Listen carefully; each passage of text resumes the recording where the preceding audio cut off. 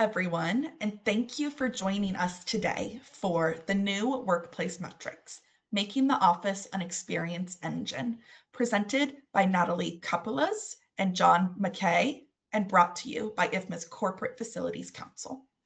Please be aware that this webinar is being recorded and you are muted to prevent background noise during the presentation. If you have any questions during the webinar, please type them in the questions box. And if time permits, Natalie and John will answer your questions at the end of the presentation. We will also be sharing some housekeeping items at the end of the webinar, so please make sure you stay on to see the credits roll. I now turn you over to the CFC's Secretary and Programs Chair, Dexter Barra. Thank you, Kylie. Thank you for that warm introduction. And thank you for everyone for joining our CFC Monthly Wednesday webinar. What a great way to get the month started. We just want to take a moment to recognize the CFC Council for winning Council of the Year, and a big shout out to Jose Diaz for receiving the Emerging Professional of the Year award, which is much deserved. We'd like to take a moment to thank our sponsors, eStructurer, First On Site, Empire Office, and Tersana, who help us to bring this amazing content to you every month. We'd also like to give a big shout out to Linda Bezetsky and Wayne Weitzel for being champions of the CFC. And now I'd like to introduce our panelist. Natalie Kapelas is a workplace strategist and organizational transformation leader with experience helping organizations navigate workplace evolution across the public and private sectors. She has worked with firms including CBRE, Gensler, and OPX to support workplace transformation, employee experience, and future of work initiatives. She is the founder of Work Better Consulting, where she partners with leaders to create more intentional, people-centered ways of working that strengthen organizational culture, collaboration, and organizational effectiveness. One fun fact that we don't know about Natalie that you'll know today is that she was on the Today Show with her dog for winning a dog costume contest. Our other panelist is John McKay, CFM, Fitwel Ambassador. He is a facilities management executive and consultant with more than 25 years of experience across higher education, federal, corporate, and mission-critical environments. He specializes in aligning workplace and strategies with organizational goals to improve operations, employee experience, and long-term growth. As a certified facility manager and industry educator, John helps organizations modernize FM practices through strategic planning, technology integration, and data-driven decision-making. His expertise includes portfolio optimization, procurement, workplace strategy, and implementing innovative FM technologies, including IWMS and AI-driven solutions. One fun fact about John is that he started his professional career as a repo man. John, I'm sure we'll have many questions about that for you. So without further ado, we'll let John and Natalie take it away. Thank you so much, you guys. Listen, I appreciate everybody hopping on today. Anyone who knows John or myself knows that we could talk ad nauseum about this subject. So we definitely appreciate the conversation. And the idea today is really about rethinking how we define workplace success. For decades, we've measured it one way, and obviously the world is changing pretty quickly and probably faster than the metrics ever did. So the goal today is, to have some interaction with you guys and discuss a little bit about what those new metrics look like. The very first slide actually is going to be an opportunity for us to collect some data. Okay, so if anybody's ever used Menti, you'll know that it's a really simple tool. You just log on to menti.com, and at the top there, you'll see that there is a use code, and that code is 89775417.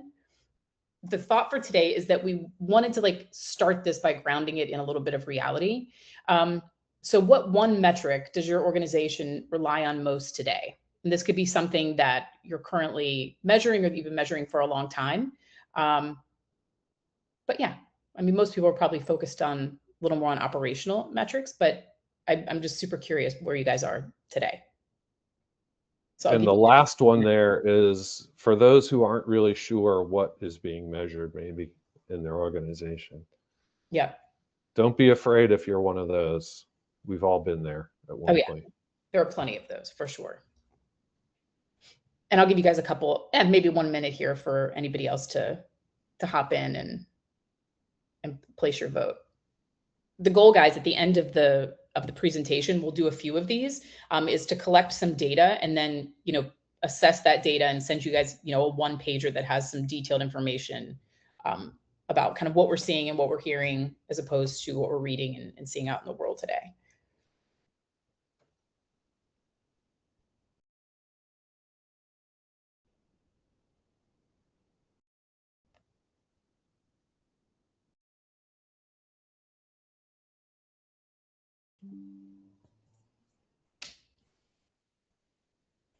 And you guys can continue to answer these once we pass this, obviously.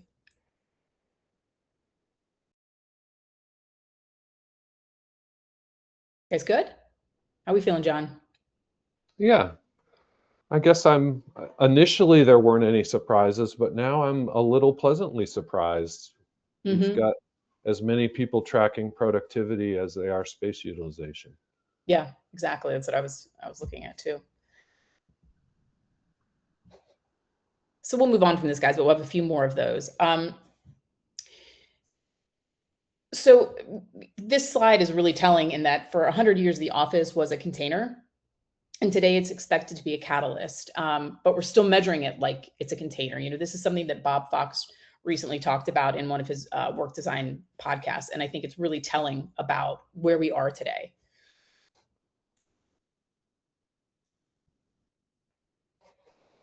Oh, sorry, guys. This is flipping to the next thing.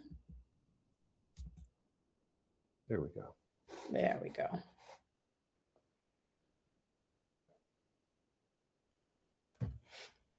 So if we stop for a second and talk about, what we were measuring in the past, which was, the office was an asset, people were occupants, and the goal at the end of the day was efficiency. Now we're leaning a little bit more into the workplace has to compete with remote work, right? And employees are constantly asking, is this worth the trip? So the office is now more of an experience platform. People are looked at from a community and a connection perspective. And the goal, obviously, at the end of the day is performance. And it seems like you guys are noticing that as well. And the metrics at the end of the day, behavior, experience, and outcomes. And so the office that used to support the work now must earn the commute. And I think we're all seeing, I know John and I have discussed this a lot, which is that this return on commute has become a metric, right, for the employee. Well, and also too in distributed work, Natalie. Yeah. My own personal experience, my daughter is Gen Z, started work in January of 2020, worked in an office for 3 months, and then was sent home and has worked remotely ever since. And through the progress of her career, not having anywhere to go and not really having people she can meet with face to face very easily has definitely impacted her development in her career. So I think, there's lots of problems out there, and I think the bottom line is there's no one way to approach solving them, and certainly not when you view the office as an asset and not something that's going to help us learn, develop connections, and develop community and culture. So. Yeah, it's absolutely a change from the hybrid scenario. The office no longer has value automatically, right? It's something that has to be created, and who's responsible for that, and how are we tracking that? Right. The real question isn't how full is the office; it's whether being there is worth the commute. So, the big takeaway here is that full does not mean productive. So I'm actually really curious how you guys are currently measuring productivity. So that's something, if you want to throw that into the chat, if there's a certain way that you're measuring that, whether it's, operationally or through HR or some other route, I'd be interested to know how you guys are, excuse me, currently doing that. Really, when we talk about the office, we're talking about the work in general. That term gets, but really mean any place to be.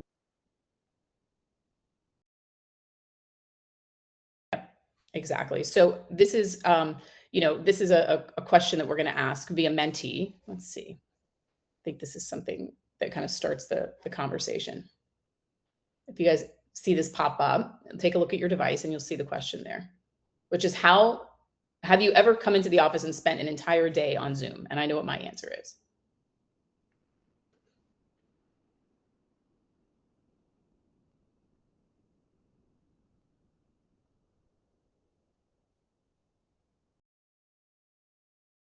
Oh, yeah. Yeah.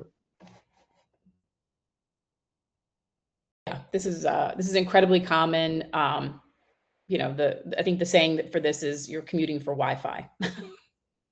Right.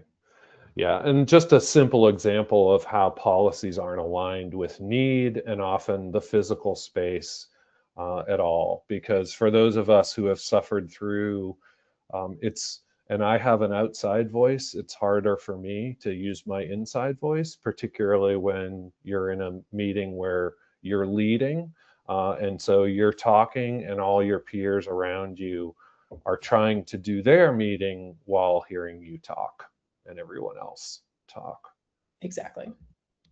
And as a result, we get bad behaviors, staff using offices or meeting spaces or quiet areas in exactly the opposite of what they were designed for. So if everyone is on Zoom, then that means that the office isn't adding value.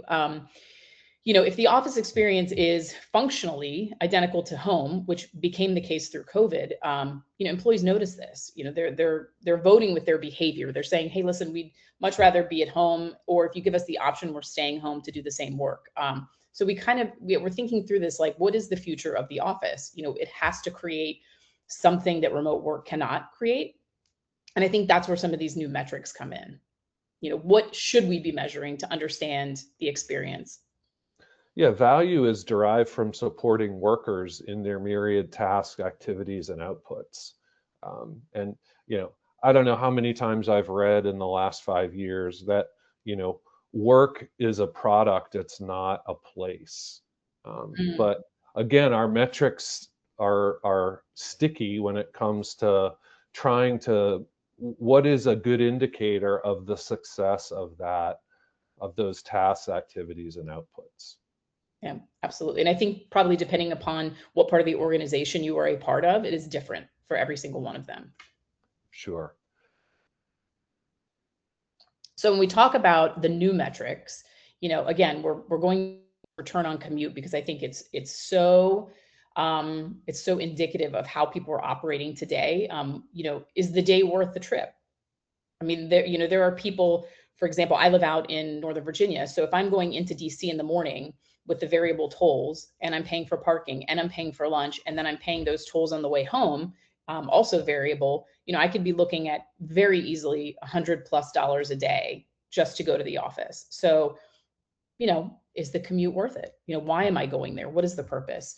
We have the connection and belonging piece. Do people feel connected to each other and to their organization? So social health, network, connection. I in my past, I worked a lot with law firms, and one of the larger challenges that they had was that the senior partners no longer wanted to come back to the office, which created a knowledge transfer and a disengagement piece for some of the younger folks that were just starting out.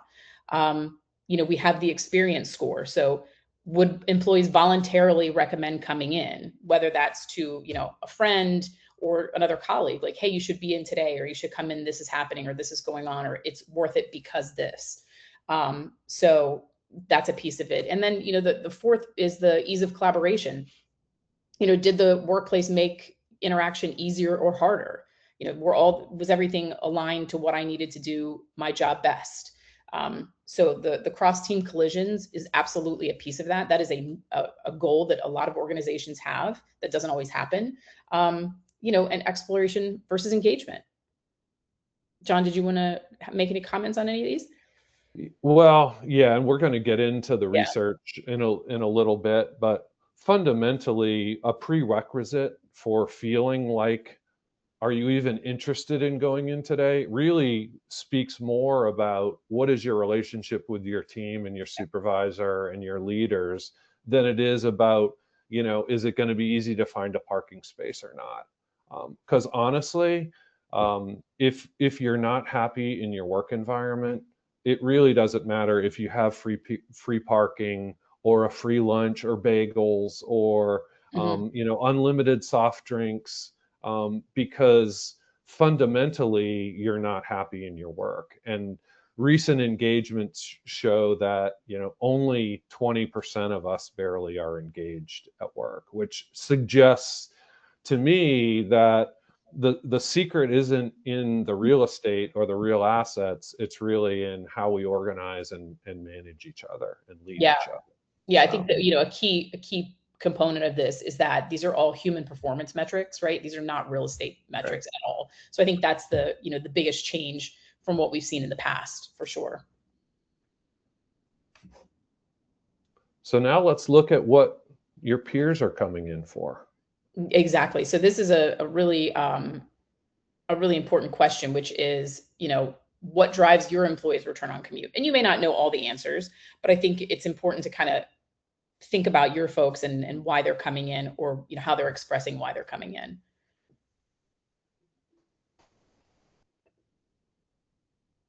Yeah, while people are responding, I think for me during COVID and shortly thereafter, it was mostly about team collaboration. We didn't have ready access to people except in the Zoom environment, and that really created a lot of cognitive as well as other social issues. Yeah. Wow. Yeah, we're starting to see everything come in. Okay. Yeah. Yeah, I'm not surprised by the access to leadership. Like I said, from my law firm experience, that was a big one. People, especially the younger people that are just starting their careers, John, like you were talking about your daughter, it's really important that those people have access to the people and the mentors, and other people. So team collaboration, being in second place here is no surprise either. Yeah, my son just started his professional career in business a year ago, and his experience has been completely different from my daughter's. Because he's been in the office every day since last October, and he has access to leadership and to teams and focus work space, etc. So yeah, I'm looking at second to last place, the social energy. That's surprising. I feel like a lot of people kind of use that as their reason for going in. It's the drive. But if what's interesting, obviously, is that none of these are about desks, right? None of these are butts in seats. Right. Again, about the overall experience and kind of. I love the look and feel of marble and stainless steel. Exactly. Love it. Let's see. Okay, guys, I think everyone's going to answer is probably already answered. And this next piece is, the 3-layer measurement stack. John did a lot of, or does by nature, a lot of research on a lot of this. And I think the main component here, there are a lot of words on the screen, but the main component is that most organizations stop at behavioral metrics, right? It's like the badge data, the occupancy, the reservations. But in theory, those only tell us, what actually happened that day. They're not telling us whether or not it mattered. So it's less of that human component. Yeah, and I think what we'll get at again with some additional slides is the human capital culture and governance that support the values, and really then focus on the expediters, which is, what are the things that you can really hang your hat on? Not my instinct tells me or my gut tells me, which isn't, I won't say it's invaluable, but it certainly doesn't build as good a business case, perhaps. And for those of us who have had to go for an annual budget and justify, why do we want this technology? Why do we want to do a redesign? Why do we want to do this wellness program? You really need hard data. And I think there's 20 to 25% productivity gains via an integrated wellness. And we'll show you some studies that have come up with this. And again, we're really going to be focusing on the human in the equation and less on the place or the environment where that human is, except under the experience and again the management that we talked about earlier, which we need to move the engagement needle if we really want to become more productive. Yeah, and when you're looking at the 3-layer measurement, I think it's important. You have behavioral, which is kind of the what happened. You have experience, which is how do people feel, or how did people feel, and then you have the outcomes, which is did business performance improve, which is obviously an important indicator. I think the key here is that not one is more important than the other. It's the real opportunity is in being able to connect all three. Okay, so it's not that we're saying that one is more important than the other. I think it's just overall that conversation is really human focused.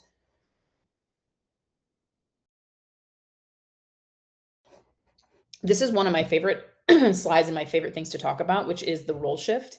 I think by nature, and I think, John, I see you smiling because it's so true. Like by nature, facilities manager, it's like, listen, your job is to maintain something. It's to fix, it's to repair, it's to manage costs, and it has to do with compliance. And that's where the story ends. And now there's been kind of this role shift. And I'd be curious actually for in the chat, if anybody has a specific experience with this. It's a little bit more of that venue manager. So instead of maintaining, you're curating something, you're designing experiences, you're open to feedback. It's all about energy and about interaction. And I love this quote, which is the future workplace leader is part operator, part hospitality leader, and part behavior strategist. I'd love to hear what you think about this, John. Well, I was smiling because it's a glaring road sign to the fact that an old dog needs to learn some new tricks. Yeah. And when I came into the business, there were lots and lots of very capable technologists and technical folks who had, operations and maintenance background, who had environmental health and safety background, et cetera, architectural engineering. And those are still important. But again, when we're talking about the occupants, in facility management, when things work, nobody notices. So it's only when the HVAC system isn't working well, or when the visitor process is ham-fisted and you get complaints that people are waiting, or that they didn't know their guest had arrived or got processed quickly. Those are the things that senior leadership tends to hear about and focus on. And so, yeah, that overall experience now is so much more important. And I think we'll also talk about how this is not just a facility manager's job. This venue manager is really a team-based effort from HR, IT, finance, and real estate and facilities. So, Absolutely. So something that has started to shift, I think, in the last, 5 to 10 years is really talking about how space shapes behavior and about designing for interaction. We look at creating collision, centralized hubs, encouraging movement, and a lot of the newer spaces that I've been into, they all make a habit of doing this. I recently worked with Inova Healthcare Systems administrative offices, and they purposely they did an open staircase from one floor to the next, and they put coffee on one and tea on another in hopes that they would have some collisions that would happen. And then they also did, to encourage people to move around, they had the CEO take a space on one of those floors underneath the staircase, just to show people that it was possible, right? Just to have people do that. So I think, one great destination is more powerful than 5 distributed conveniences. And I mean, that's, for individuals maybe, but also for the collective. Yeah, and I remember, the distributed pantry was a design to make it convenient so that you never had to walk maybe more than 100 feet to be able to get a refreshment. So you could get back to your desk quickly. And it's not that that was a bad outcome, but it really wasn't, how was that going to raise engagement or productivity versus this design collision we're trying to get people together on a variety of different levels. And I think this is a great example of what I'm calling a leading indicator, which is we've designed the space so that people will collide. The trailing indicator is, are we actually having the right kinds of collisions? So are people talking about projects, or are they working through solutions in an informal or a more formal way, perhaps over a cup of coffee or a cup of tea? And that's the trailing indicator that's just as important to then measure, is what kind of collisions are we having? Is it raising our connectivity, or is it somehow diluting it? Because the goal would be, of course, to raise the connections and have the right kinds of collisions. Correct. I mean, we look at that idea of the innovation happening accidentally. And during COVID, there were multiple clients who said, listen, we have no density in our space. We have 5 floors, and what do we do with this? And so one of the ideas we had was, hey, how about, if somebody comes in on a Monday, they're on this floor. And so everybody's in the same space to create that density. But what ended up happening and what came of that was that people were interacting that normally wouldn't interact. And there was kind of this innovation spark that happened. So I think there are different ways to think about it. But yeah, all of this around the space is absolutely an important thought.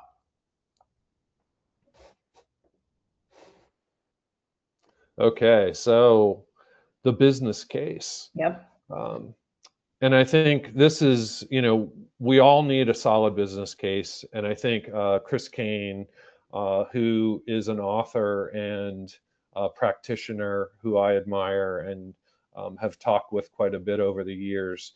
And I have a link to his bigger picture, which is on Substack, goes through this analysis pretty well and lays it out in pretty easy to understand terms. And I think, for those of us who claim they're not math people, this chart is pretty easy to read. So what you have here is people are 80% of an organization's cost. Technology averages about 10%. Rent and real estate costs average about 6%, and then everything else is 4%. So if you really want to increase the profitability of a company, why are we focused on managing a small impact space at 6%?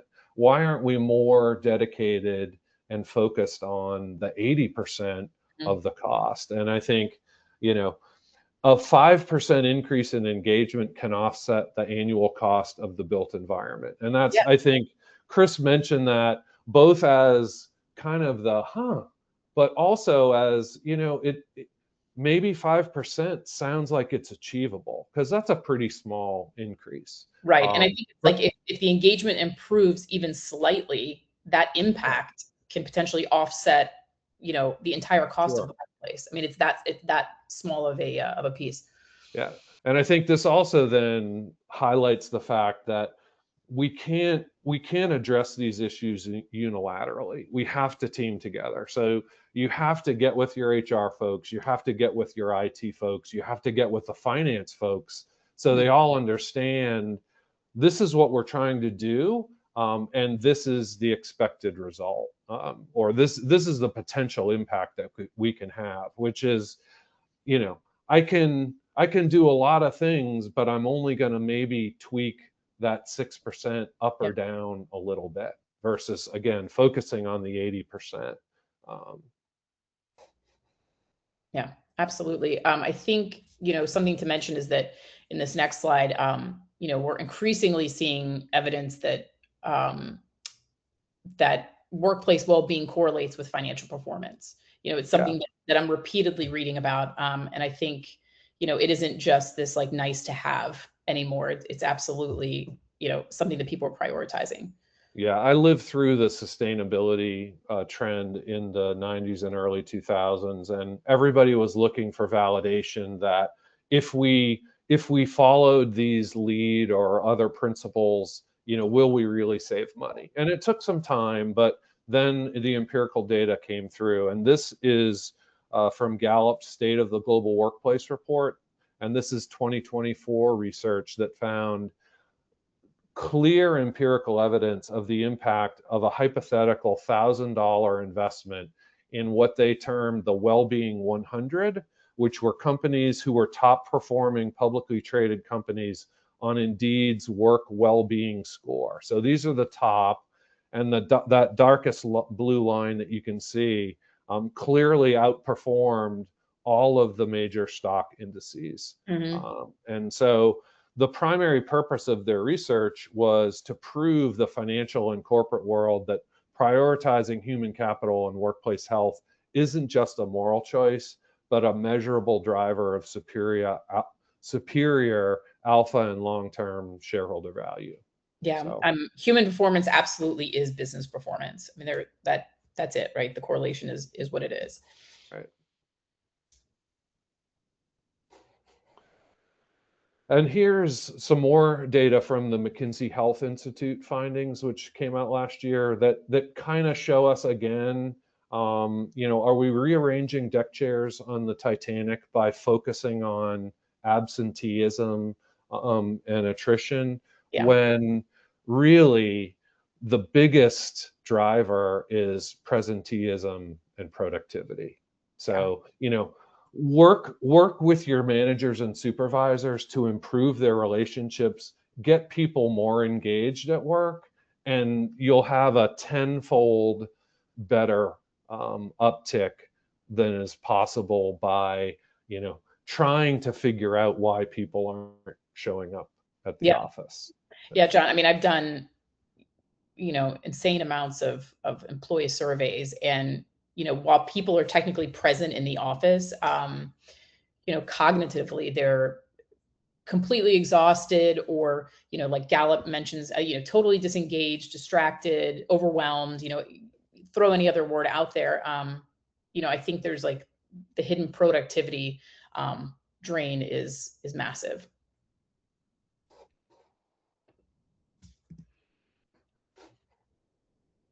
And most have to do, and hold on, John, you're breaking up just a little. Every connections are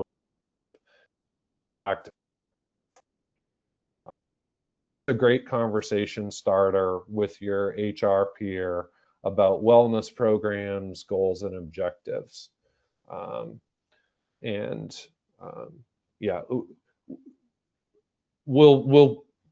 You will receive these slides, so I think there'll be time to go through this. But again, most of this came from the Gallup data or that McKinsey Health Initiative study.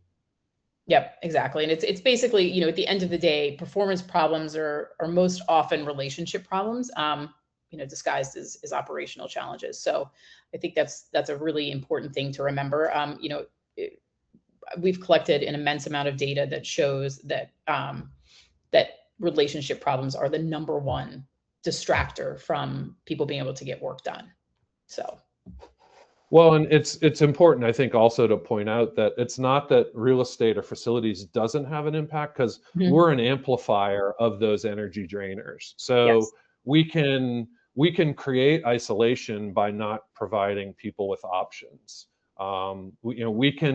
We can enhance a performative culture by not suggesting alternatives, or we can amplify toxic behaviors by not giving anyone privacy, or the other types of office environments that they truly need. So now we're going to talk a little bit about what are the new performance metrics, because the goal is not to create 500 new KPIs, right? It's to balance the operational metrics that we talked about with some of the human performance indicators. So I think, the leading indicators that John was talking about before help us intervene before, the problems become those outcomes. Yeah. And the ones in bold, I think, might be a little new. Certainly ISO 45003 is a relatively new certification for occupational health and safety management. So that may be something you want to check out. But again, having a program like that, or a WELL, a LEED, a BREEAM certification, it's not the end goal. Yeah. It's going to hopefully help you organize your activities and plan a program, but then you really have to still measure your churn and attrition rates. Or stay interviews is a great one that I think is a novel idea, which is not asking people who are leaving why they left, but Hmm. focusing on your top performance. Why are you still here? You Yeah. know, why haven't you left? What is it about? Is it your pay and benefits? Is it the team you work with? Is it your leadership, et cetera? You know, kind of the blessing of the B minus. Focus on your Yeah. strengths and identify what it is, and then try to amplify that. The net promoter score and connectedness, I think, are other two really good ones that say, you know what, our people really do like it here. Sure, there's always things that we can work on, but connectedness is perhaps one of those slightly harder to measure. But I Mhm. think there's really some inroads are being made here with pulse surveys and some other things that Natalie, I think you can talk about, Yeah, where absolutely. I have to tell you, I mean, I've never been with a company that has done stay interviews. So I would love to hear from someone if they have had that Mhm. experience. I think that is critical, partnering with HR and, and really just taking that exit interview and flipping it on its head. And, this is not a performance review or any of these kinds of things. People feel very threatened in those types of environments. Um, for a good reason. And so this idea of a stay interview, which is like, listen, we appreciate you. We appreciate the time that you've dedicated to this organization. Um, and why, why did you do it? And really, really digging in and understanding why somebody stayed.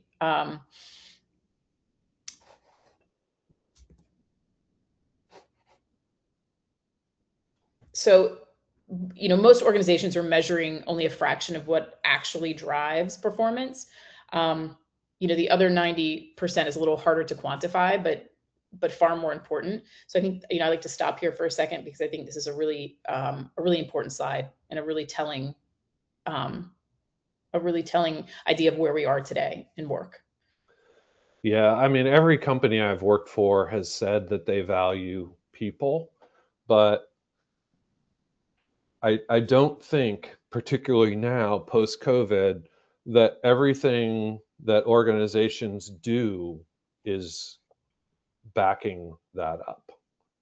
And I think that's probably one of the root causes. And I think if we really do focus more on the people, then we will understand better what it is through some of those metrics. And yeah, really the opportunity. I mean, the upside is amazing Mhm. given, again, that amplification of a 5% engagement increase, you know, could fund an awful lot of IT and facility Mhm. renovation and improvement. So I think now we've got another Menti. We do. So it's what is the biggest challenge preventing your office from becoming an experience engine? And so we tend to run in to a lot of pushback saying, we would love to do that, but right. So Yeah. what are the buts? Is it being able to actually measure the impact of things or knowing how to measure the impact of things? Employee disengagement, just leadership alignment. I'm curious to see how this is going to turn out because I have ideas, but I'd like to see the data.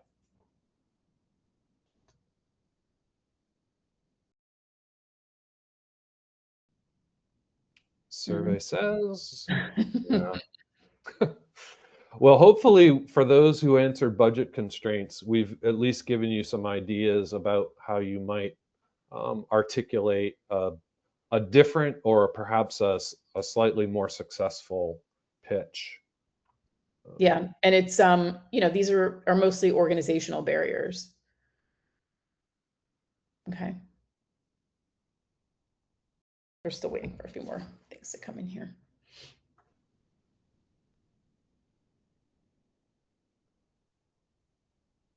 Got 4 out of 13. Give it another minute.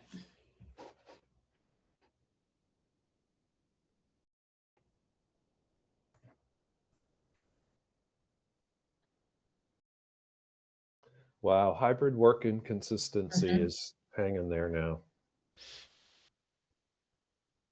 Yeah, I think, what's happening what I'm seeing out there is that a lot of people are saying, hey, listen, we want you in the office 3 days a week. We're measuring you coming in, but we're not measuring how long you were there and what you're doing while you're there. And so for a lot of people, it's just this idea of like, I'll check the box. And so it becomes very difficult to measure somebody's experience when the experience is so different every time, or they're only in for an hour for one meeting and then they leave.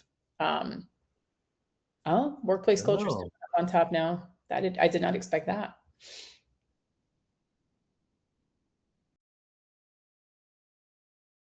Interesting. Okay, looks like we have 6 out of 13. So half of you guys have responded.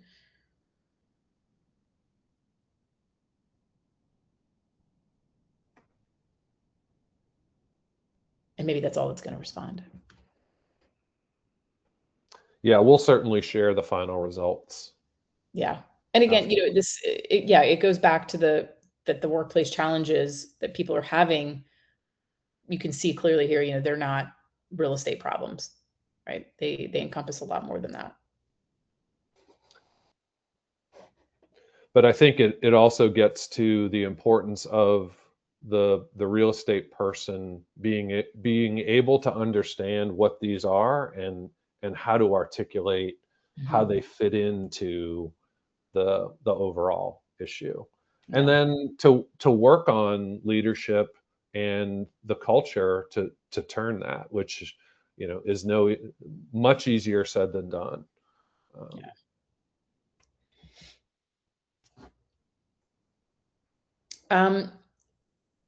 This for me is, going back to kind of what we started talking about in the beginning and kind of what we've talked about throughout the program, which is that the old question is, how many people came in today? Because that's going to kind of be the determinant of what the day looked like and what was successful. But the questions are changing. Now it's, did teams collaborate better? Because that matters. Did new connections happen? Was mentorship easier for folks? And I mean, it could be the younger or the older. Did employees leave energized? And most importantly, in my opinion, did the workplace support the work? Because that's what's going to bring the people in. This is the Leesman Index has been around for a long time. To that last one, there's a very quantifiable way to define to what degree your workplace is supporting work that is being done, and it's been literally round up by individual survey responses. But yeah, I think some of these are the questions drive that 80%. And measures geared around the 80% will help identify the degree you're making progress or not. And then, plan, do, act relationship. It should help you and then decide, okay, this didn't work as well, let's try this, and then you'll have the measures that will tell you whether that was more or less successful. Yeah.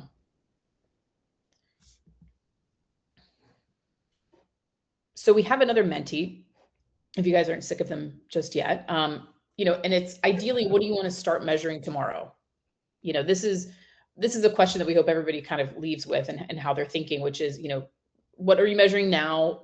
What, potentially do you want to start measuring? And what are you not measuring that you're thinking now, hey, this is something I can easily add on and I'd like to do. And it's, equally as important. Yeah, hopefully we've given you some practical ideas that you can literally use at work this afternoon, tomorrow, next month, whenever you do your next strategic planning. So this is a word cloud. It is kind of, like a word cloud. It should, okay. You can put multiple answers in. So if there's like a top 3 that you're thinking. Okay. Productivity. SAT. I like the satisfaction.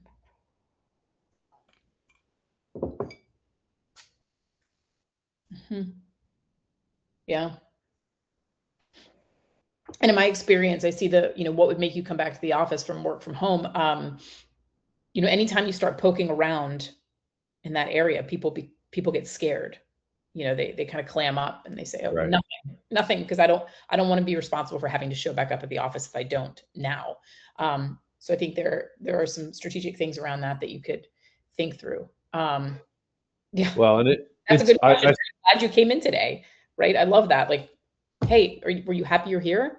And I think, okay, I like the ergonomics, moving the engagement needle. Yeah, engagement's a big piece.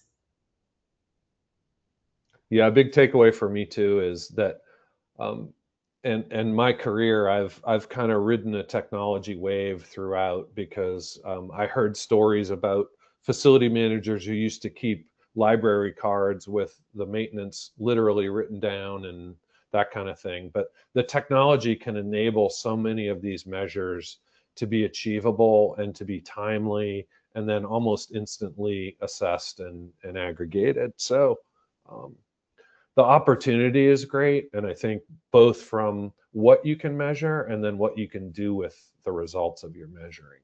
Yeah. And, I actually, is work fun for you? So when I started Work Better Consulting, the question that kind of loomed over me was, I had read an article about how the average person spends 90,000 hours at work. And, trying to quantify that is a little wild, but if you start looking at how you're spending the rest of your time, it's like, 5,000 hours is, doing the hobby that you love, and 3,000 hours is with your children. That 90,000 hours becomes much more impactful. And the question is, how do you make it better? It really is, in the scheme of things in life, how do you make work better? Like, this is really important. What workplace amenities do you miss? That's a really good question too, because then it's, you're not leading them to think that you're bringing them back to the office. It's just kind of curious, is it social? Is it, maybe that helps you determine how to program going forward. Productive collisions. Yeah. And the useful chance encounters. I love that. Oh yeah. The commute time versus actually working. Yeah. When you start to quantify that, it can become scary. Especially if people are quantifying it from the perspective of, these are the amount of hours that it took me. This is what I make. And now wait a second, I don't make as much as I thought I did after all. So that can get really scary. Anybody else have anything they want to add? I mean, you continue to add, and if we leave the screen, obviously, the goal is to report back out what came in, so that you guys have this. Yeah, and in the last 10 minutes, I'm anxious to answer any questions anybody's got. Yeah, and I think, something to leave you guys with is, the practical steps. You don't want things to become overwhelming. It's really, adding a human metric. So starting small and saying, let's measure an experience. So maybe it's just the feedback loop. How was your day, kind of thing. Was it worth coming in? I think that can be incredibly powerful. And then, the whole designing for behavior. So even really small physical changes can create measurable behavioral changes. I think with these practical steps, the main takeaway that I want people to think through is, progress is better than perfection. We're not looking for this to be perfect, but being able to capture something that is meaningful and that can help you make a determination, tomorrow or next month is powerful. Well, and I think there's something to be said too, to smaller iterative changes as a best practice, as opposed to trying to, completely reinvent the wheel, or redo the work experience in one fell swoop. Yeah, absolutely. And again, the workplace is no longer just a place to work. It's a tool for performance. It's a tool for culture. It's a tool for connection. And what we've learned is that if it's not worth the commute, outside of being forced in, it's not going to be used. So.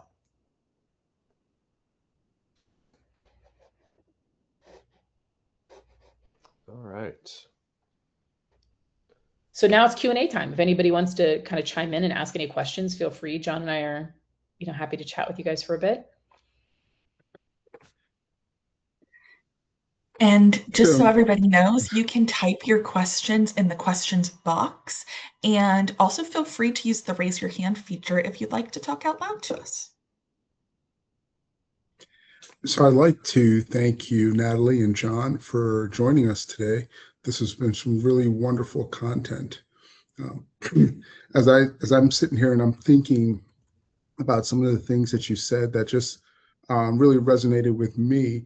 The one thing I'd like to talk a little bit more about is these productive collisions. I thought that was a novel idea. Can you tell me a little bit about how you see that working and how you've seen that work in different spaces?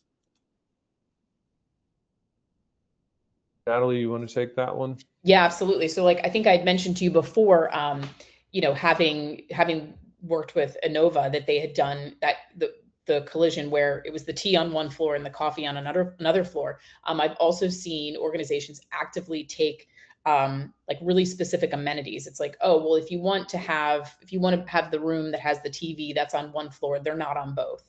And again, this connected stairway from a design perspective, you know, it's a quite it would be a large investment for any organization that has multiple floors. But when you start opening that up, those collisions, they are priceless. I mean, it's, you know, I don't know how you would particularly quantify those, you know, if you were, you know, trying to justify the cost of something like that. But I think it's really important to think about how you can create them within your organization, even with the layout you have now, the design you have now, you know, the return to office, you know, requirements that you have now.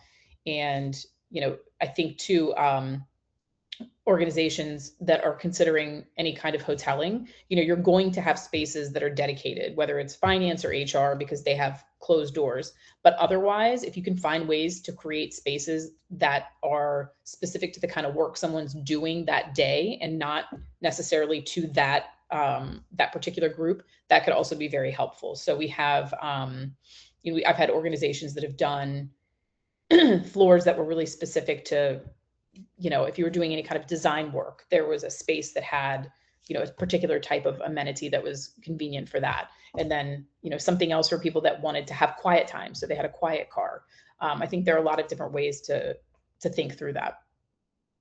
And measuring those collisions, those productive ones, is that really best done through a survey? Would you say, Natalie? Yeah, I mean, it also Either could with be, team leads or yeah, I mean, individuals? it could be, I think it's a little bit more of a fact that would come out in a focus group where someone is saying, oh, I had this experience and this is how it happened. It's probably not something that somebody might report out in a survey, unless it was a regular pulse survey that was happening where they were asking, you know, did you have any unexpected collisions in the last, you know, 30 days? And then you could, you know, potentially measure specifics. Thank you both. You talked a little bit about transitioning from an FM to a workplace strategist or a venue manager. Can you talk a little bit about what is the skill set that FM would need to hone in that transition? Yeah, I'll start really quickly. I know, John, you probably have more to say about this than I do, but in my world, so I happen to be HR certified, so I know, you know, a decent amount about the HR world. And probably 10 years ago, HR started to kind of show up at the table, and it was a big deal. You know, there was operationally that there was kind of the C-suite that did its thing, and the CHRO wasn't necessarily part of that, and now they are. And I think all that did was open things up to the people perspective and that aspect of things. And so I think with FM, this idea of FM kind of converging with HR, and then, you know, now people have, you know, a chief people officer, or they have somebody that is doing strategy internally. And all of a sudden, when these kind of groups start to converge, I think that a lot of those skill sets and also understanding what those other people do and why, and the why behind it is important. So I think, you know, for me, when I start thinking about developing skill sets, some of that is about bringing those kind of groups together and this kind of team learning environment. Sir, I would just add, I think, as a curator, if I was into that role tomorrow, I think it really speaks to the FM as a collaborator. And so while I may personally not have the kinds of focus group organizing and analytical skills required, I would know that I would need to find that consultant and bring them in, and then work with my IT group, my HR group, my finance group, and really have a team approach to figuring out what it is we don't know, and then figuring it out by getting data either through, as Natalie suggested, um, and then turning around and figuring out, okay, what does that mean from the facilities and real estate perspective? And I think we're really, if the focus is more on the workforce, then that takes some of the pressure off. There's been a lot written in the last couple of years about, facility managers need to create Disneyland with Yeah. free food, or, events that are groundbreaking, and, everybody puts on social media. But again, I think that's just, again, focusing on the 6% that's not really going to add a whole lot of value, as opposed to moving that engagement needle. Really has to be probably a team event led primarily by senior leadership and HR. Yeah. Yeah, I totally agree with that. So you're saying really the FM has to build a team, right, to make this transition. Yeah, well, and I don't know that the FM is going to be positioned really politically and or organizationally in the structure to do that, but being aware of it and then having the conversations with your leadership to say, here's how the industry is defining this role. And while I will do more of the curation, we really need to focus more attention on the 80%, which is, our workforce, not necessarily on the workplace.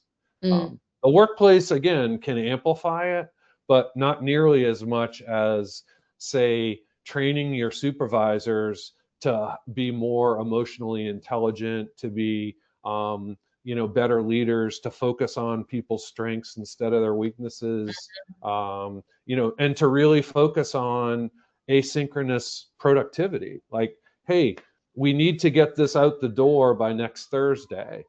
I don't care if you're in the office 3 days to do that, or 3 hours, or the whole time, but let's each team figure out what it needs to be successful to meet that Thursday deadline. And that's what we're going to hold you accountable to, not whether you were in from 8 to 5, or whether you answered a phone call on a second ring or not.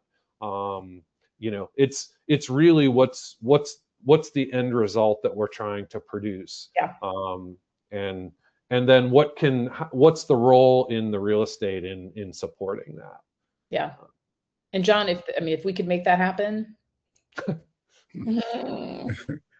No, I know you're 90,000 hours. That's such an amazing statistic. Yeah, it like floats out here, most of the day.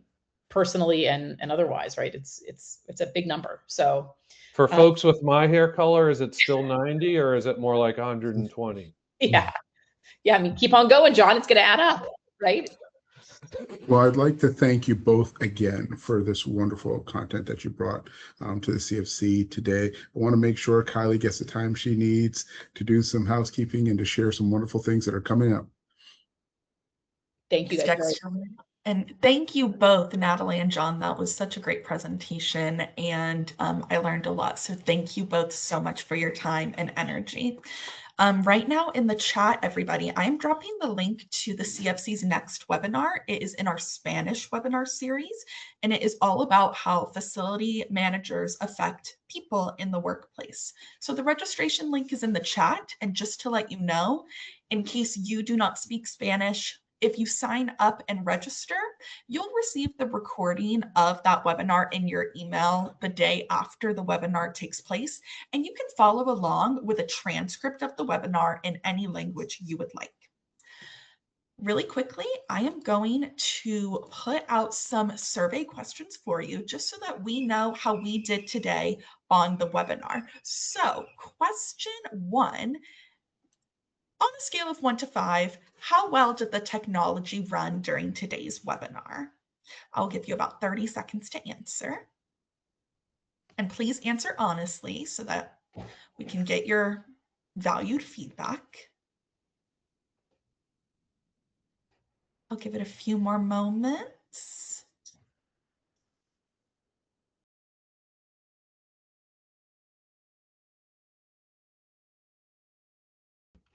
Okay, so let's move on to the next, which is on a scale of 1 to 5. How likely are you to recommend this content to another facility manager? Scale of 1 to 5.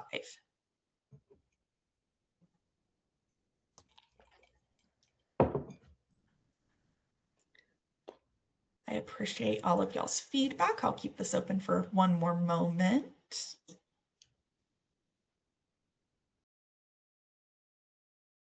Awesome. And then I have one more question for you. On a scale of 1 to 5, how much did you enjoy the content of today's webinar?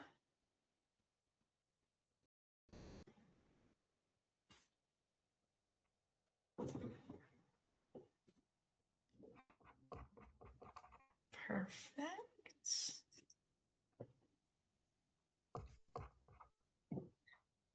Okay, I'll leave that open for a couple more seconds. And we'll end it there. Everybody, thank you so much for attending our webinar today. If you have any questions about the CFC or you'd like to join, please reach out to me at kylie.ingo@ifma.org, and you will receive the recording of this webinar tomorrow in your email. Thank you, everybody. Have a great rest of your day. Bye-bye. Have a good one. Take care.